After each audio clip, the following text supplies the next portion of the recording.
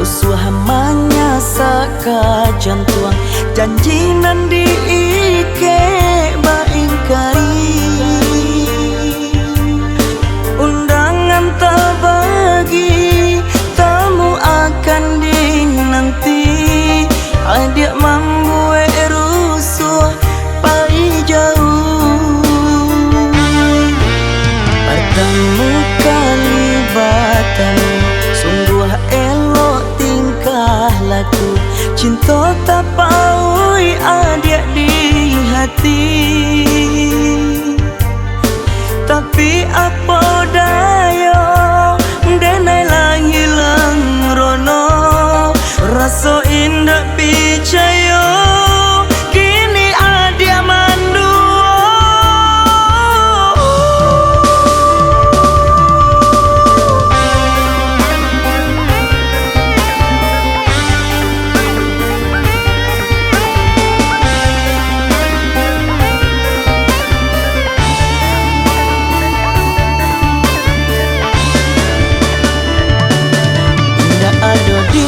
pemisah dan membuat hati rasa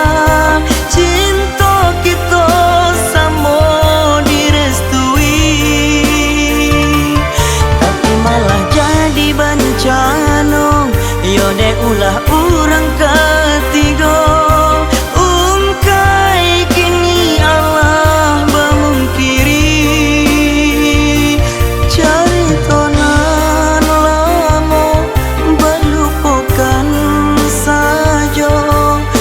dia bagi lakian kamari biarlah den baho luka hati nangko dia babue cando sutradara hati.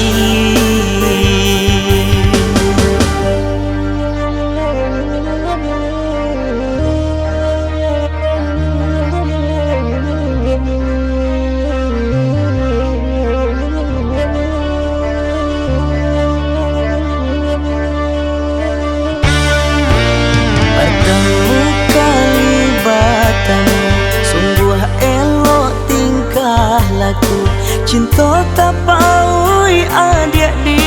hati tapi apa daya denai lang hilang rono rasa indah percaya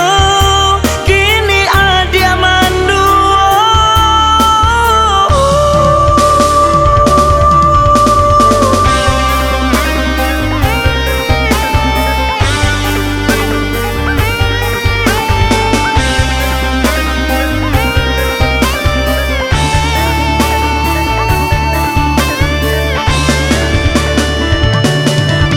ada dinding pemisah dan membuat hati rasa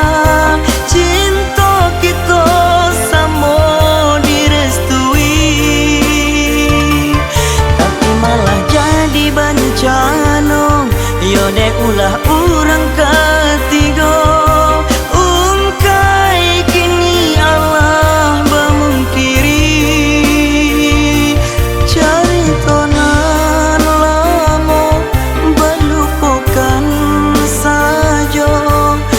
dia bagi lakian kamari biarlah den baho luka hati nangko dia babue cando sutradara hati.